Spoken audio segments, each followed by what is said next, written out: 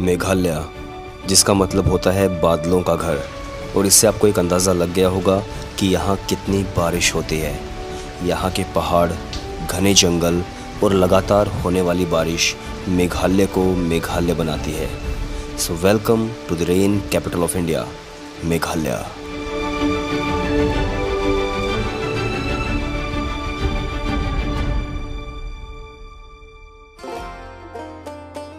So good morning.